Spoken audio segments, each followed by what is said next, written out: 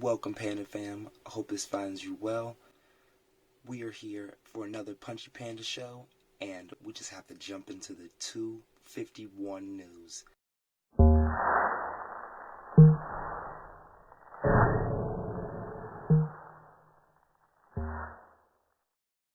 I know you've already heard it. It is outstanding news. We get the fight that we want. It is going to be Jorge Masvidal stepping in on 7 days' notice to take on Kamaru Usman for the strap. The welterweight championship will be defended on Yas Island, Fight Island, in the sand. I cannot wait for this bout, but we have to back it up to figure out how we even got here. November, the indomitable Nate Diaz gets slaughtered, absolutely destroyed. Let's be clear about that, you guys. And takes on Jorge Masvidal at his best, and he claims the BMF championship, launches a spaceship all the way to stardom. Now, concurrently the next month, Usman defeats his bitter rival Colby Covington to defend the welterweight championship. The stars seem to align, but here comes January with the return of Conor McGregor. Outstanding performances, dusts off Donald Cerrone under a minute. So there was a little bit of muslins about a perhaps Jorge Masvidal, Conor McGregor super fight sort of thing. Conor McGregor flirted with it himself. But then Usman threw his hat in the ring a little bit later in the year before the Global Bastard took place. And it just seemed that was a veil for more money. Everyone wants the Conor McGregor Red Penny Money Night. John Jones, fighter pay, has been a big issue this year, of course, as well as the Global Bastard, but we'll get to that a little bit later. Then Jorge Masvidal announces he's done fighting. He's not getting paid what he deserves, and he's just not going to compete until he gets the money that he deserves. And at the end of the day, he reveals a few nuggets. One, the UFC wanted to pay him under the amount for a UFC title fight than the Nate Diaz fight. Two, that his contract was just extended November during that Diaz fight. And three, Dana White just took a hard stance against all fighter pay negotiations. Pretty tough stuff. So we are in the same month of May now. Gilbert Burns emerges, gets the fight against Tyron Woodley after Leon Edwards falls through due to the Global Bastard.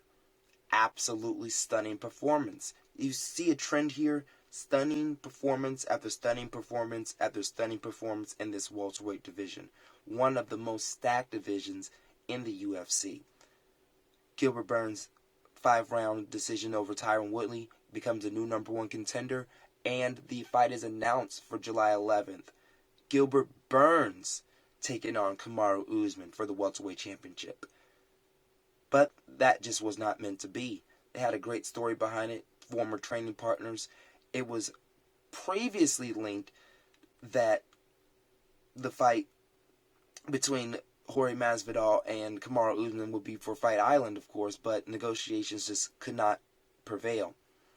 Until this Friday, during the evening after Khabib Nurmagomedov's father passes away due to global pandemic complications, we get the news that Gilbert Burns has tested positive and is now out of the fight on Yas Island. Now, at this point, there was a mad scramble. We had Kamaru Usman throwing his name in the ring as just taking his ball and going home. And when I say Kamaru Usman, I mean the UFC. They announced that Max Holloway and Volkanovski would be the new main event. But behind the scenes, it looked like they were trying to make a deal with either Colby Covington, who announced on Twitter he was going to be a part of the main event, trying to get the fight, or Jorge Masvidal.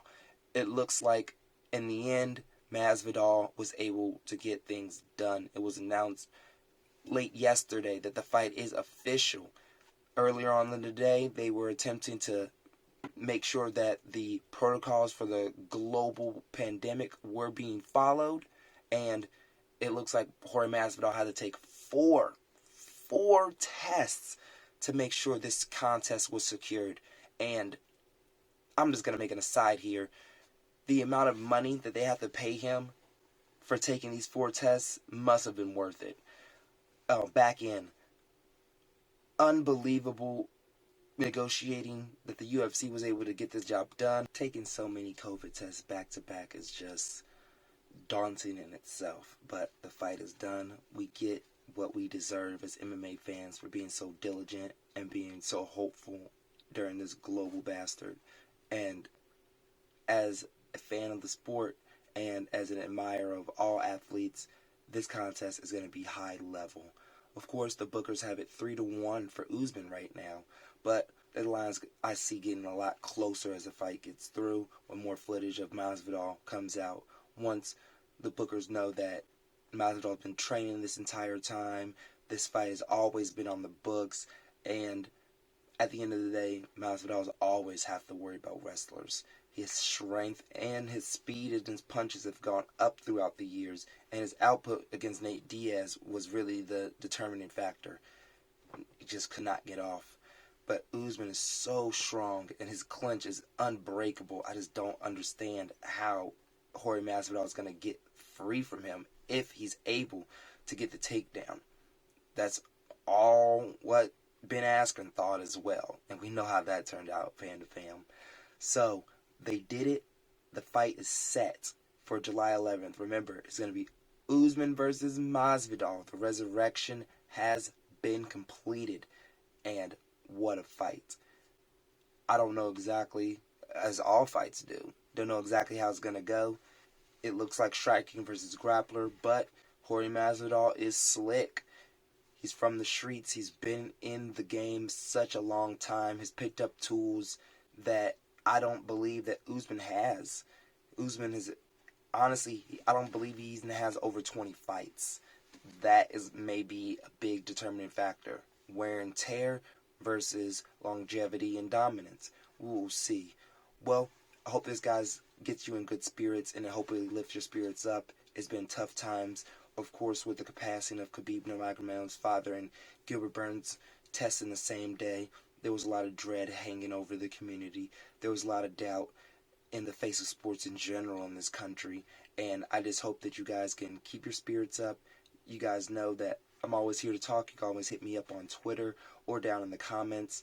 And yeah, I hope you guys just have a wonderful rest of the day. We have made it to 251 fight week. Oh my goodness, it has been tumultuous at this point, and I hope you guys can join me for the rest of the ride. I'm going to drop out the Panda picks for fight week a little bit later.